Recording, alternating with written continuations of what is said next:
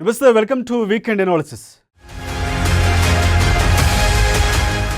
విశ్వవసునామ సంవత్సరం ఎవరికి కలిసి వస్తుంది? రాజయోగం ఎవరికి, రాజపూజ్యం లేనిదెవరికి? ఏడాది పాలనకు ప్రజలకు అంతా శుభాలేనా? మంత్రివర్గ విస్తరణలో తీపి ఎవరికి, చేదు ఎవరికి? తెలంగాణ అసెంబ్లీలో అధికార పక్షం ఉదారత కాంగ్రెస్ పార్టీకి లాభమా నష్టమా? ఉప ఎన్నికలపై రేవంత్ లాజిక్ ఫలితమిస్తుందా? ఆకర్ష్ 2.0 ప్రారంభమవుతుందా? బీజేపీ ఏడాదైనా రాష్ట్ర అధ్యక్షుడిని నియమిస్తుందా? స్థానిక ఎన్నికలకు అడుగులు పడతాయా? రియల్ రంగం హైడ్రా దెబ్బ నుంచి కోలుకుంటుందా? తాజా రాజకీయ పరిణామాలపై ఏఎన్ఎన్ జర్నలిస్టు కంది రామచంద్రారెడ్డి వీకెండ్ అనాలిసిస్.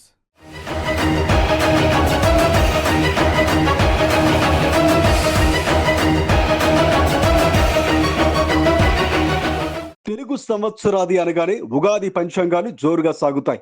ఆధునిక కాలంలో ఎవరి పంచాంగం వారికి అనుకూలంగా చెప్పుకుంటున్న జ్యోతిష్యులు, పండితులు భవిష్యత్తును ఊహించి చెప్పే ఈ పంచాంగం క్రేజ్ తగ్గలేదు. విశ్వవసు అంటే విశ్వమంతా సంపదను నింపేవాడు అని అర్థం. వసంత శోభతో, మామిడి తోరణాల సంభరితో, షడ్రుచుల సమ్మేళనంతో తెలుగు వారి ఇంట సిరిలొలికించే ఉగాది రోజున కొత్త పంచాంగ శ్రవణం ద్వారా రాబోయే సంవత్సర ఫలాలు తెలుసుకోవడం సంప్రదాయంగా వస్తోంది. ఏడాది పంటలు బాగా పండుతాయని, పాలకులకు ప్రజలకు బాగుంటుందని చెబుతున్నారు. ఇక తెలంగాణ, ఆంధ్రప్రదేశ్ రాజకీయ పరిణామాలు చూసుకుంటే రాజయోగం ఎవరికో, రాజపూజ్యం ఎవరికో ఈ జోష్యాల ఏవి నిజమో ముందు ముందు తెలుస్తుంది.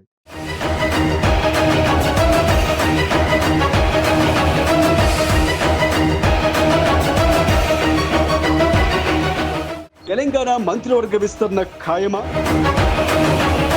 డిమాండ్లతో విస్తరణకు బ్రేకులు పడ్డట్లేనా?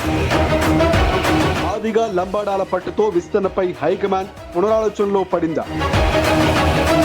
ఏప్రిల్ 3న విస్తరణ లేనట్లేనా?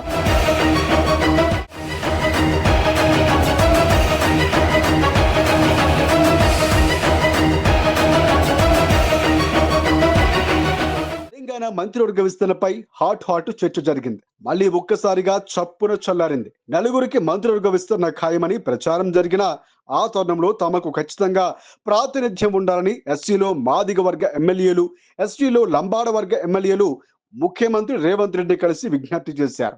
బంజారా వర్గం నేతలు నేరుగా రాహుల్ గాంధీని కలిసి మంత్రివర్గంలో తమకు ప్రాతినిధ్యం ఉండాలని కోరారు. కొందరు ఎమ్మెల్యేలు నేరుగా ఢిల్లీకి వెళ్లి ఖర్గేను రిక్వెస్ట్ చేశారు. కాంగ్రెస్ పార్టీలో పదవులు ఒక పట్టాన తెగవు. పదవుల భర్తీపై కాంగ్రెస్ లో మోస్ట్ పవర్ఫుల్ లీడర్ గా పేరున్న AICC general secretary KC Venugopal కూడా జనవరిలోనే పదవులన్నీ భర్తీ చేయాలని ఆదేశించిన ఏదో ఒక అవాంతరం ముందుకు సాగనివ్వటం లేదు. గత 15 మాసాలుగా తెలంగాణలోని దాదాపుగా సగం జిల్లాలకు, కీలక శాఖలకు మంత్రులు లేకున్నా పాలన సాగుతోంది. పదవుల భర్తీతో జోష్ వస్తుందని అధిష్టానం చెబుతూ ఉన్న ఆశావాహుల తాకిడితో భర్తీపై ఆచితూచి వ్యవహరిస్తోంది. మొదట ఏప్రిల్ 3న విస్తరణ జరుగుతుందని భావించిన తాజా రాజకీయ పరిణామాలతో ఏప్రిల్ 7, 8 తేదీల్లో జరిగే ఏసీ సమావేశం తరువాతే ఉండవచ్చని తెలుస్తోంది. అయితే ఒక్క మంత్రివర్గమే కాకుండా మరికొన్ని నామినేటెడ్ పదవులు, పిసిసి కార్యవర్గం కూడా ఒకేసారి ప్రకటించాలన్న ప్రయత్నాల్లో ఉన్నట్లు కనబడుతోంది. ఇవి ఎప్పటికీ తేలుతాయో నేతలకే అర్థం కాని పరిస్థితి ఉంది.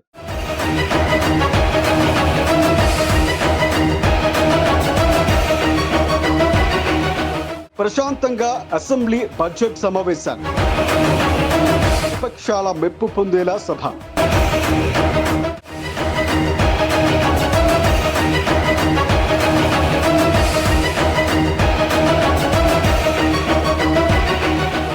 అధికార పక్షం తొలి రోజు జగదీష్ రెడ్డి సస్పెన్షన్ తరువాత సభను కట్టడి చేసిన తర్వాత విపక్షానికి ఫ్రీ హ్యాండ్ ఇచ్చింది.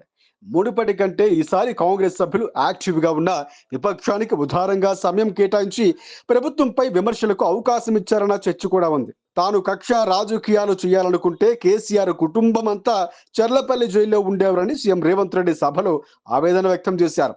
మరోవైపు విద్యుత్తు, కాళేశ్వరం కేసుల్లో మీరు జైలుకు పోక తప్పదని హెచ్చరించారు. బీసీ బిల్లు, ఎస్సీ వర్గీకరణకు ఆమోదం వంటి చారిత్రాత్మక అంశాలకు ఈసారి సభలో చోటు దక్కింది. అప్పులు లెక్కలపైన ప్రజలకు మరింత అవగాహన పెరిగింది. ఈసారి బడ్జెట్ సమావేశాలు చరిత్రలో నిలిచిపోతాయంటూ బీఆర్ఎస్ ఎమ్మెల్సీ కవిత స్వయంగా పేర్కొనడం ప్రభుత్వ విజయానికి అర్థం పడుతుంది. బిల్లులు బాగున్నాయని అటు హరీష్ ఇటు కవిత ప్రశంసించారు. మరోవైపు ఉప ఎన్నికలు రానే రావని తేల్చివేయడం ద్వారా బీఆర్ఎస్ ఎమ్మెల్యేల్లో ముఖ్యమంత్రి రేవంత్ రెడ్డి కొత్త ఆశలు కలిగించారు. బీఆర్ఎస్ ఎమ్మెల్యేల్లో కొందరు మొదటిసారి గెలవగా నిధులు, ప్రగతి పరంగా తమ ముద్ర వేయకుంటే రాజకీయ భవిష్యత్తు ఉండదని పలువురు ఆందోళన చెందుతున్నారు. సీఎం హామీతో మరో విడత ఆపరేషన్ ఆకర్షకు అడుగులు పడుతున్నాయి. ఈ టర్ములో విలీనం పక్కా చేసుకోవాలని కాంగ్రెస్ పార్టీ పట్టుదలగా ఉన్నట్లు కనపడుతోంది.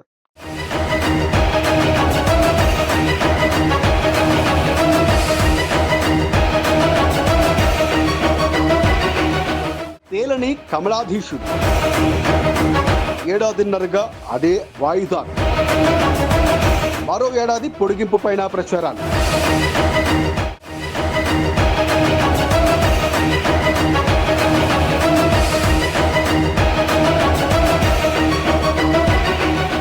బీజేపీ తెలంగాణ అధ్యక్షుడిని తేల్చడం ఆ పార్టీ హైకమాండ్ కు తలకు మించిన భారంగా కనబడుతోంది. ఏడాదిన్నర కాలంగా ఎటూ తేల్చలేక వాయిదాల పద్ధతుంది దేనికైనా అంటుంది.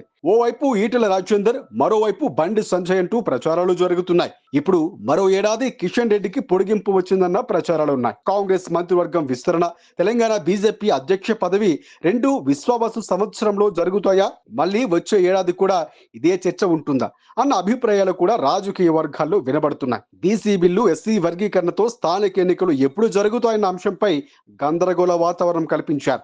స్థానిక ఎన్నికలకు రిజర్వేషన్లు ప్రధాన అడ్డంకిగా కానున్నాయి. ఒకవేళ కోర్టులు ఆదేశిస్తే ఎన్నికలు జరిగే అవకాశాలు ఉన్నాయి. హైడ్రాతో రియల్ రంగం కుదుపులకు గురికాగా హైడ్రా భయాన్ని ప్రభుత్వం ఎలా తొలగించి మధ్యతరగతి ప్రజల్లో నమ్మకం కలిగిస్తుందన్న అంశం మీదనే ఈ రంగం కోలుకునే వేగం ఆధారపడి ఉంది. ప్రభుత్వం ముందుగా జడ్పీటీసీ, ఎంపీటీసీ, సర్పంచ్ ఎన్నికలు నిర్వహిస్తుందా, నేరుగా వచ్చే ఏడాది జిహెచ్ఎంసీ ఎన్నికలకు వెళుతుందా అన్న దానిపై కూడా స్పష్టత రావాల్సి ఉంది. ముఖ్యమంత్రిగా రేవంత్ రెడ్డి ఏడాది కాలంలో మరింత పట్టు సాధించగా బీఆర్ఎస్ పార్టీ గత లోక్సభ ఎన్నికల్లో గుండు సున్నాకే పరిమితమైంది. ఆ తర్వాత కూడా పుంజుకున్న ఆధారాలు ఏ ఎన్నికల్లోనూ కనబడలేదు. బీజేపీ పుంజుకుంటున్న వాతావరణం ఉన్నా ఆ పార్టీ అంతర్గత సమస్యలు వేగాన్ని నియంత్రించే వాతావరణం ఉందన్న చర్చలు వినిపిస్తున్నాయి. తెలంగాణలో ముక్కోణ రాజకీయాలు ఉన్నా ఏడాది పెద్దగా సంచలనాలకు ఆస్కారాలు లేని వాతావరణం ఇప్పుడు కనబడుతోంది.